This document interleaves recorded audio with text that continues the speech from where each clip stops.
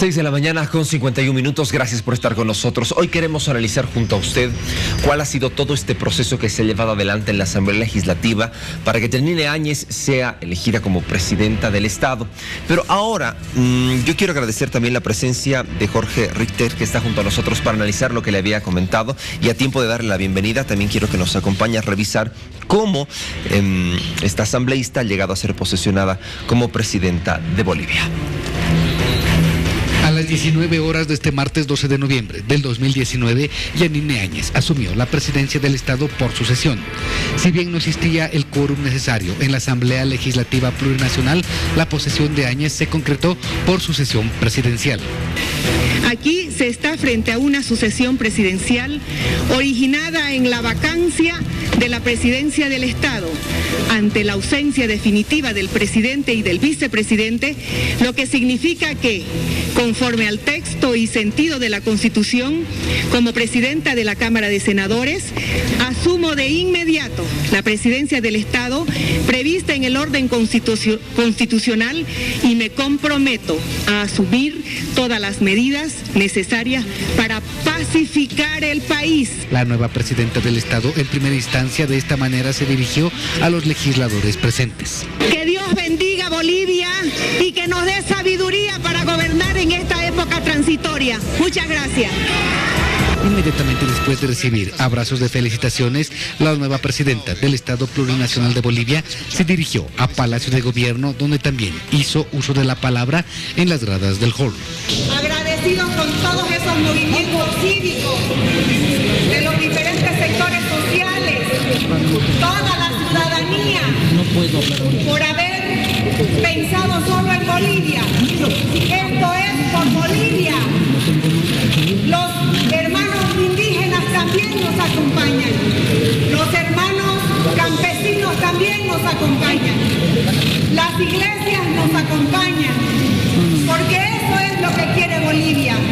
Vivir en paz, vivir en democracia, vivir en libertad. Seguido de un minuto de silencio y siempre con la Biblia en mano, es que la nueva presidenta Áñez de esta manera toma posesión de la presidencia del Estado. Porque los bolivianos merecen vivir en libertad, merecen vivir en democracia y nunca más se les robe el voto. Esta Biblia es muy significativa para nosotros. Nuestra fuerza es Dios, el poder es Dios. Que Dios nos bendiga, queridos hermanos bolivianos. Y es así como la presidenta Áñez, con la banda presidencial, incluso en los primeros 45 minutos, salió al balcón de Palacio Quemado a realizar el saludo tradicional junto con los asambleístas que la acompañaban. Horas antes de esta posesión, el movimiento al socialismo pedía garantías para poder sesionar. En conferencia de prensa, los asambleístas de la bancada del Movimiento al Socialismo pidieron garantías para sesionar a la convocatoria del Legislativo y tomar acciones que correspondan para así garantizar la gobernabilidad del país. Solicitamos las más amplias garantías para poder sesionar.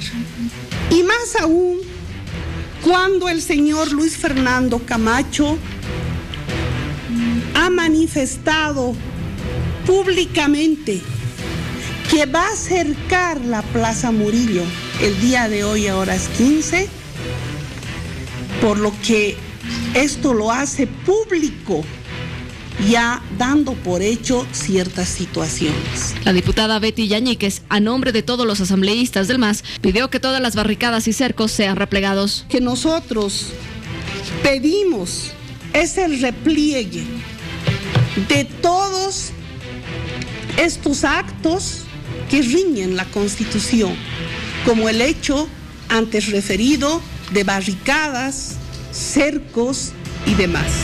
Por eso, esta bancada nacional trabajará por y para Bolivia, en ningún momento en contra. Y a pesar de que la legisladora aseguró que la mayoría de los asambleístas del Movimiento al Socialismo estarían dispuestos a participar de la sesión en horas de la tarde, no existió el quórum necesario para que la sesión se instale. Que hablemos de este tema, Jorge Richter nos acompaña. ¿Cómo está? Bienvenido. Héctor, buen día y también un cordial saludo siempre a todos los bolivianos. La pregunta que en estos momentos se hacen entre oficialistas y opositores, ¿fue legal o no fue legal la posesión de Yanine Áñez? Hay varias lecturas, pero desde el ámbito de la norma sí ha sido legal su designación. Está basada en el principio de la sucesión constitucional y el principio de continuidad, donde los actos del Ejecutivo no pueden tener pausas, ¿no? Y el Estado tiene que seguir funcionando. Sin embargo, acá hay que mirar dos lecturas, desde los intereses de los actores fundamentales, el movimiento al socialismo y los grupos cívico-político partidarios. En ese sentido, cada uno de ellos tiene una intencionalidad que es muy rápida y que de alguna forma también es visible. El movimiento al socialismo, a quien unas horas antes se le ha endosado desde la palabra del señor Almagro, que han hecho un monumental, no dice fraude, pero dice golpe de Estado por intentar robarse una elección, va a tener que caminar durante muchos años con este estigma. Rápidamente el movimiento al socialismo lo que ha buscado es también ubicar una etiqueta a la nueva presidenta y a todo este proceso, donde es una presidenta autoproclamada. Y autoproclamada significa carente de la legitimidad necesaria que produce el quórum y una designación parlamentaria adecuada. Con esto, ¿qué es lo que se está logrando? Poner en entredicho este proceso, y la batalla se va a llevar en distintos escenarios, también internamente en el país, pero por fuera de Bolivia, donde hay una presidenta autoproclamada que desde un sector de la política boliviana se la señala como, entre comillas, ilegal, no adecuadamente nombrada, y en el plano internacional, donde se discute si en Bolivia, se debate si en Bolivia hemos tenido un golpe de Estado o lo que ha sucedido es una conmoción social con sucesión presidencial. Y este va a ser el gran debate, o el interesante, importante debate en los próximos días. Ahora, bueno, ayer, por ejemplo, Evo Morales en un tuit manifestaba y decía que se ha consumado el golpe de Estado, y con esta posesión, ¿a qué se pudo haber referido? Bueno, este también es uno de los mayores debates. En el plano internacional es muy importante para la legitimidad o deslegitimidad de un gobierno poder estar emparentado con buenas prácticas democráticas. El golpe de Estado, que rápidamente todos los actores principales y algunos conexos, ¿no?, como la gente, los políticos bolivianos que viven en los Estados Unidos, van señalando, acá no hubo un golpe de Estado, el golpe de Estado fue el 21F, el golpe de Estado, lo dijo Almagro ayer, ha sido el 20 de octubre. Y desde el otro lado se señala, es un golpe militar, es un golpe de Estado, fundamentalmente por el accionar de la policía en primera instancia y de las Fuerzas Armadas en segunda instancia. Es muy complejo, de pronto no es en este momento necesario para los bolivianos entrar a debatir esto, pero solamente hay que puntualizar y señalar algo. Las Fuerzas Armadas no deliberan. Y el embajador de México ayer hizo una representación en un tono apacible pero contundente cuando dice que para lograr las autorizaciones necesarias en el itinerario de vuelo y los espacios aéreos internacionales que debía transitar ese avión, solicitaron permiso para el espacio aéreo boliviano a los altos mandos de la Fuerza Aérea Militar de Bolivia. Y ahí dice, está claro quién tiene el poder en Bolivia en este momento. Este actuar de las Fuerzas Armadas va a tener consecuencias posteriores también en la identificación y asociación con un golpe de Estado, y este va a terminar siendo un debate acalorado por lograr la legitimidad para el actual régimen y por lograr la deslegitimación en el interés del movimiento al socialismo del actual régimen. Ahora, ayer en una entrevista, Samuel Doria Medina manifestaba que presuntamente Jorge Tuto Quiroga habría sido la persona que pueda tener toda esta conversación para que se puedan viabilizar, ¿no?, todos estos vuelos. Entonces, ¿qué significa? ¿Hay un movimiento dentro de la misma oposición? Jorge Quiroga puede ser, de hecho es expresidente del Estado, ¿Cuál la autoridad de Jorge Quiroga para estar haciendo gestiones ante una instancia que no le corresponde dar las autorizaciones sobre los vuelos en espacio aéreo internacional, en espacio aéreo boliviano? Esas autorizaciones las da la Dirección General de Aeronáutica Civil. Y esto no solamente es producto del vacío que se ha generado en el país, que ahora se está cumpliendo con ya la designación de la presidenta, pero existe un vacío de poder en el Estado Nacional, ausencia de ministros, etcétera, y también una toma fáctica de poder momentáneo, sin lugar a dudas, momentáneo, de sectores de las Fuerzas Armadas, de sectores de la Policía Nacional.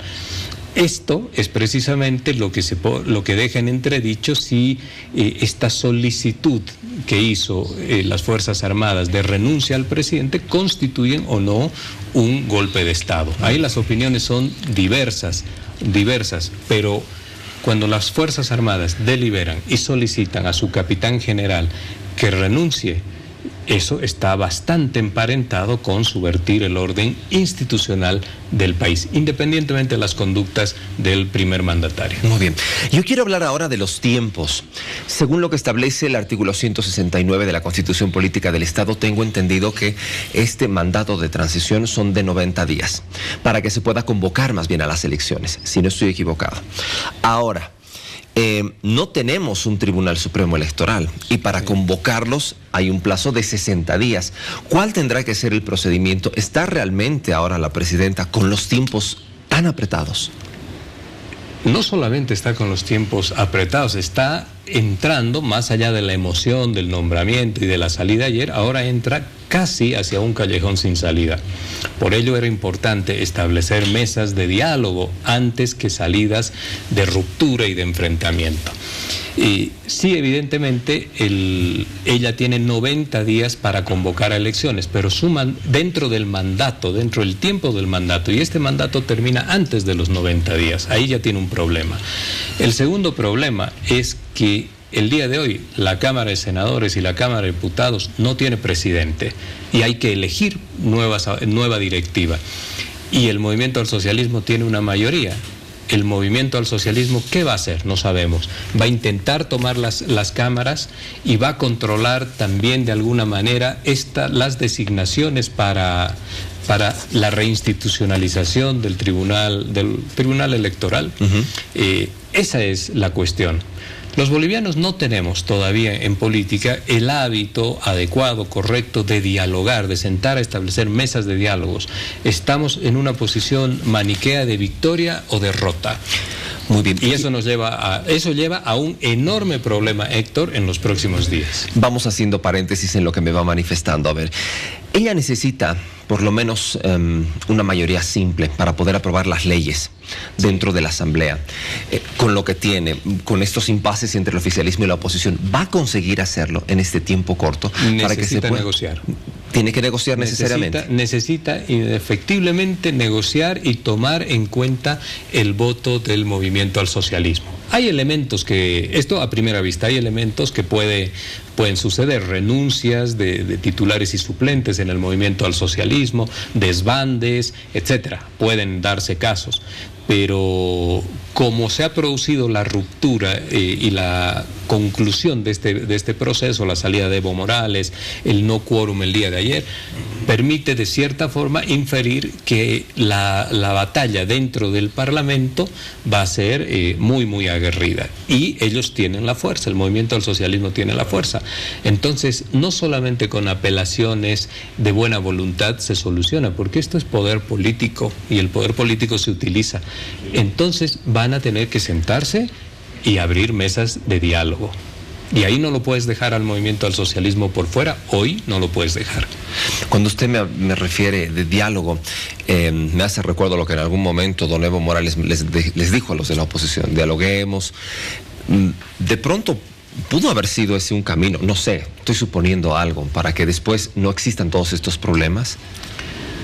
Volvemos a lo anterior. En el país, esa escasa voluntad de diálogo que tenemos y las revanchas y las confrontaciones políticas, personales, partidarias, ideológicas, son tan profundas que no permiten esto.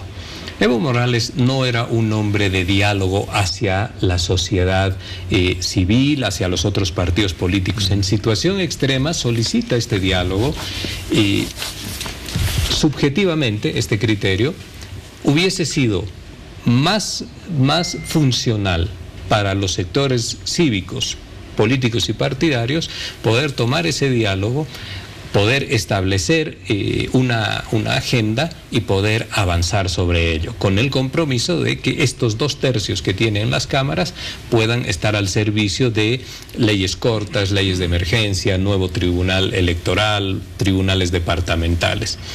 No con Evo Morales. Perfecto. Entonces, con una sucesión donde la gente del movimiento al socialismo, que ganó la elección del 2014 con todos los bemoles, se sientan también partícipes, no que los están desplazando de manera abrupta. Hoy el sentir de este sector político va a ser de confrontación con el otro sector que en realidad no es que recupere la democracia, recuperan el poder y se sienten hoy día contentos y felices, pero las siguientes horas tienen que empezar a funcionar y ahí van a encontrar dificultades porque los pesos de poder están descompensados. En la Cámara están descompensados y quien decide esto es la Cámara, las cámaras. ¿Qué sucede si se le acaba el tiempo? Porque esto parece un juego de la cuerda, a ver quién está jalando más fuerte. Si los tiempos se vencen, si de pronto el movimiento al socialismo se pone testarudo, no quiere coadyuvar, no hay un acuerdo entre la Asamblea, no se llega al quórum y todo se va complicando y se va cerrando. Entonces, ¿qué va a suceder después? ¿O qué podría? Una crisis política, nuevamente una crisis política ya en la institucionalidad, ya no en las calles, en la institucionalidad, una crisis profunda. La presidenta no se puede quedar un día más de su mandato, tiene que entregar el mando. Y no tenemos, en ese supuesto que tú explicas, no tenemos elecciones, no hemos llevado a cabo un proceso electoral. Esa es la importancia de encontrar vías institucionales donde el diálogo también es parte de la institucionalidad, del entendimiento entre bolivianos. No solamente en política tienen que mirar la victoria inmediata y la derrota absoluta del enemigo político, porque el enemigo político para unos todavía tiene vida y tiene poder. Entonces, si no aprueban leyes, si no logran institucionalizar el Tribunal Electoral, vamos a estar en una crisis política profunda. Y no te quepa la menor duda que el movimiento al socialismo no tiene prisa para hacer esto, porque también va a jugar lo suyo. Yo lo relato como es, no digo ni bien ni mal. No tiene absolutamente prisa, como ayer no tenía prisa de dar el quórum necesario. ¿Es entonces un círculo vicioso? Lo digo porque hay en estos momentos pronunciamientos de líderes cocaleros. El subsecretario de las 6 federaciones dijo: vamos a marchar, vamos a salir. Las Bartolinas se pronuncian, vamos a protestar. Están llegando a la paz. Entonces se va como que complicando y parece que no fue... mucha gente exigía la renuncia. Ok, renuncia Evo Morales, renuncia Álvaro García Linera, pero el conflicto todavía persiste y muchos dicen entonces, ¿qué vamos a hacer? O sea, ¿esto va a seguir? ¿No van a dejar gobernar? El conflicto es más grande todavía, Héctor. No solamente que persiste, el conflicto es ahora más grande y más profundo, porque los bolivianos estamos divididos. Hay un concepto, una grieta fundamentada en el odio, en el racismo, en las diferencias de clase, en la contradicción de clase que se ha acentuado y que alguna gente ha tratado de señalar y decir con el abrazo de un campesino y un hombre de clase media, decir nunca existió el racismo. Y eso no es verdad, porque en realidad si nos remitimos solo a un hecho histórico desde fines del siglo XIX, el cerco a la paz, las acciones del Zárate Vilca y todos los otros cercos que se han dado en el país, la Revolución Nacional, el proceso de cambio, el pacto militar campesino en la década de los 60, son todas acciones tratando de superar o evidenciando este problema. Cuando hemos logrado un proceso de inclusión en Bolivia, estos hechos de los últimos 20 días, en realidad lo que están mostrando ahora en este accionar y en esta batalla política es un proceso contrario de exclusión. El día de ayer, cuando vemos que la nueva dirigencia política toma posesión del mando, lo hace en Palacio Quemado, lo hace con el tema de la Biblia. No solamente te delatan las palabras en política, cuando dices que la Pachamama, como dijo el señor Camacho, la Pachamama nunca más a Palacio de Gobierno.